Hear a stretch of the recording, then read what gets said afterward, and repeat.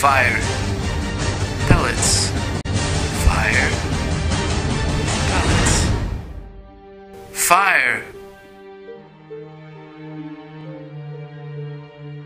Ooh, pellets.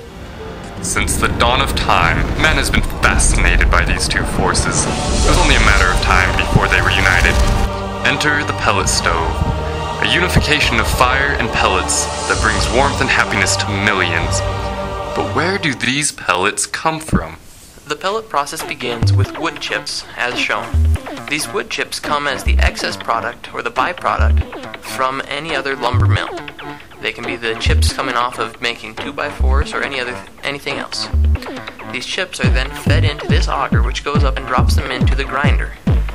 You can see that the chips at this point are very large. Within this grinder, they're going to be ground up into a sawdust, and then the motor on the grinder will also act to blow this sawdust up the pipe. Once it goes up this pipe, it's going to fall into a hole in the ceiling where it will be divided into two parts. One side for fir and another side for pine. Here on the right is the fir side. And as you can see, there's a divider up there in the top that we can pull cords depending on which type of wood is being delivered at the time. And to the left is the pine. We use a mixture of these two types of wood to have the highest quality pellets. As you can see here, the augers underneath those piles feed out into this machine, which is called the dryer. Here in the dryer, the sawdust is sitting on a conveyor belt full of small holes. Holes small enough that sawdust doesn't really go through, but air can still travel.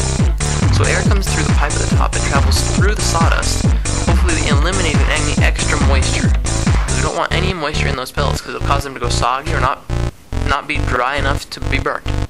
At the end of the dryer, we use air to transfer the pellets over to this auger. This auger feeds into the top of the pellet machine. And now we're going to take a look at what really goes on inside the pellet machine.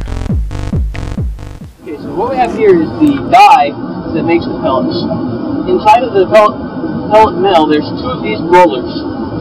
And as sawdust comes in, it hits a wall here. And these rollers are rotating inside, like so. And the only direction that wood can go is out through these holes. And as you can see, there's thousands of little holes inside this die that forces these pellets through, and that's what creates your pellet. Upon leaving the pellet mill, these pellets are extremely hot. As you can see, there's steam coming out of the pellet machine. This is great because we do lots of work in the winter. That's our biggest production. And as your fingers get cold, you just grab onto those pellets and you warm right up.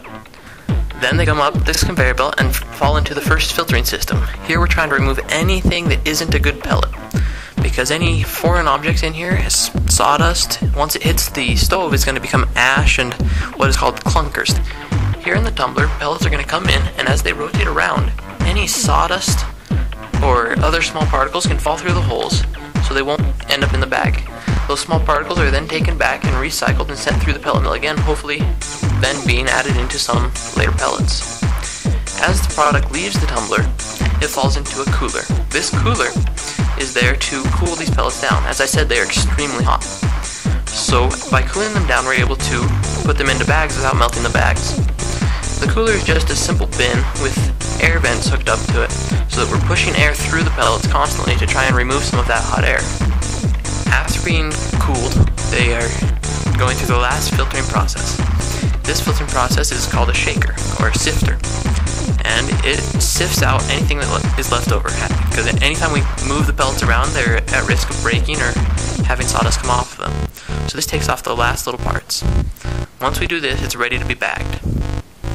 Here in the bagger weighs each bag to 40 pounds. Out of 40 pounds per bag, we send it through the sealer. Inside the sealer, there's two metal plates that heat up on each side and pinch together on the bag. This seals the bag closed. If you have more than 40 pounds in a bag, the bag won't seal properly and then you'll have leakage. If you have less than 40 pounds in the bag, customers receive that bag and are unhappy with the product that they paid for. So it's very important that we get exactly 40 pounds in each bag.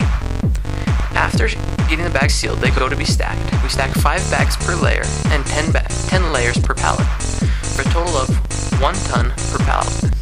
After stacking 10 high, we wrap them with saran wrap hold the stack together so that in transport they don't fall apart. Then after this, we wrap it in a big black garbage bag to help with water protection. And once again, wrap it one more time in saran wrap just to kind of hold that bag on and make so it's not flapping around in the wind.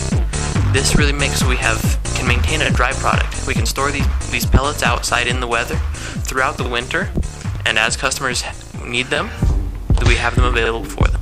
The pellets are then shipped around America where, along with fire, they warm the hearts and homes of American families. Fire. Pellets. Thank you.